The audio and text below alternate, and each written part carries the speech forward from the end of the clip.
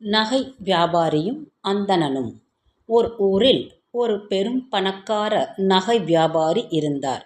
அவருக்கு ஓர் அந்தணர் நண்பராக இருந்தார். நகை வியாபாரிக்கு வயோதிகம் ஆகிவிட்டபடியால் தனது சொத்துக்களை விற்று யாத்திரை செல்ல தீர்மானித்தார். அதன்படி எல்லா சொத்துக்களையும் விற்றுவிட்டார். 2 முத்துக்களை மட்டும் விற்க அவர் மனம் இடம் கொடுக்கவில்லை. ஆகையால் அவரது நண்பரான அந்தணரிடம் கொடுத்து பத்திரமாக வைத்து கொள்ளும்படி, யாத்திரை முடிந்து வந்ததும் வாங்கிக் கொள்வதாகவும் கூறினார். அந்தணரும் மகிழ்வுடன் முத்துக்களை பெற்றுக்கொண்டார்.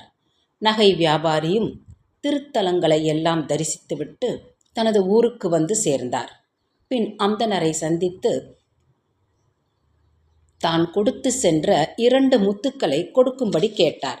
அதற்கு அந்தணர் எதுவுமே தெரியாதது போல் நடித்தார். முத்தா? என்னிடமா? எப்போது கொடுத்தீர் என வினவினார்.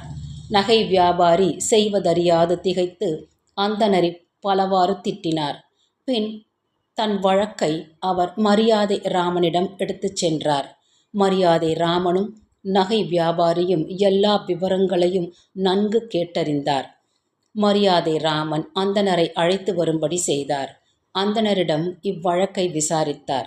அந்தணர், நான் அவரிடமிருந்து எந்த முத்துக்களையும் வாங்கிக் கொள்ளவில்லை. அவர் என்னை அவமானப்படுத்துவதற்காக இவ்வாறு செய்கிறார் என்றார் அந்தணர். இதை கேட்ட மரியாதை ராமன் சற்று நேரம் யோசித்துவிட்டு ஒரு முத்து மாலையை அந்தணரிடம் கொடுத்து, இதில் 100 முத்துக்கள் இருக்கின்றன. இதில் நூல் இழை விட்டிருப்பதால் வேறு புதிய நூல் கோர்த்து எடுத்துக்கொண்டு நாளை வா என ஆணையிட்டார்.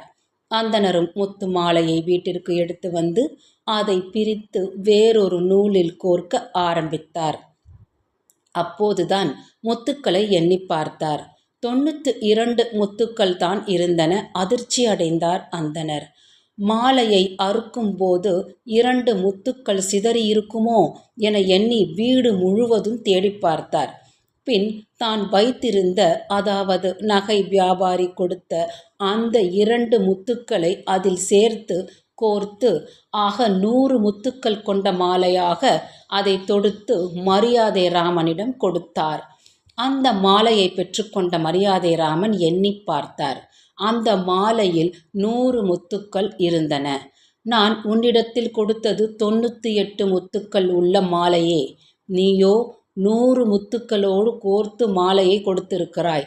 இதிலிருந்து நீ குற்றவாளி என நிரூபணம் ஆகிறது.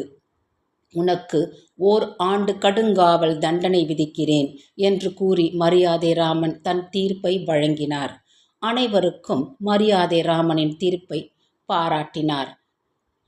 அந்தணன் வெட்கத்தால் தலை குனிந்தார்.